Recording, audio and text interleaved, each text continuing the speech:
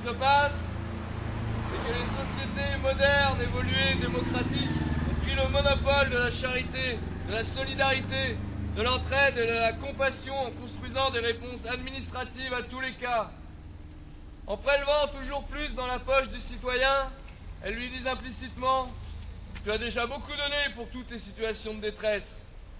Si une personne n'est plus ou pas secourue par le système et ne s'en sort pas, c'est soit un tricheur, soit un feignant, soit un affabulateur et finalement il ne mérite pas qu'on l'aide plus. » Quelques organisations comme les Compagnons d'Emmaüs ont perçu depuis longtemps la barbarie de ce système, mais elles restent marginales.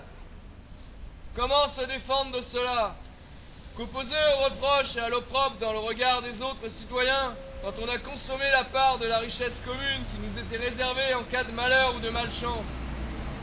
Comment prouver de manière irréfutable qu'on n'est ni un tricheur, ni un feignant, ni un affabulateur?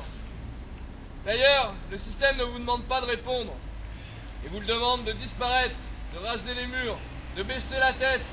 Le système ne peut pas se tromper.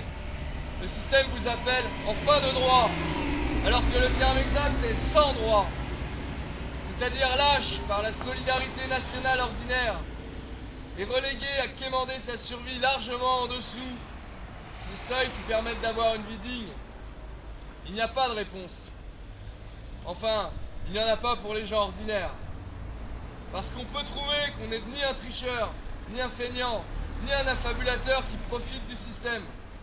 On peut prouver de manière irréfutable que c'est le système qui est inadapté, barbare, corrompu, criminel, et que tout l'argent prélevé dans la poche des citoyens doit bien avoir été employé à autre chose que prévu, que cet argent a été détourné, si cette preuve est faite.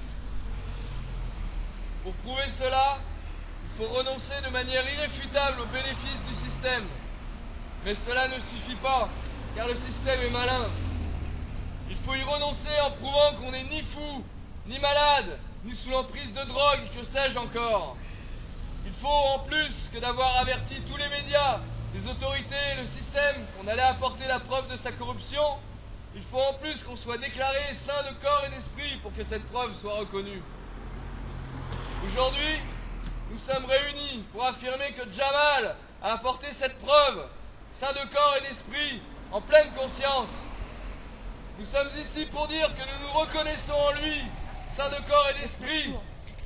Nous sommes ici pour dire que nous sommes nombreux à avoir eu la même idée et que nous serions un peu satisfaits si nous n'étions pas obligés d'apporter la même preuve pour que le système que nous avons produit accepte de nous reconnaître, non comme des tricheurs, feignants, affabulateurs, mais comme des hommes et des femmes respectables, et avec des droits aussi. Aujourd'hui, le chômage est massif.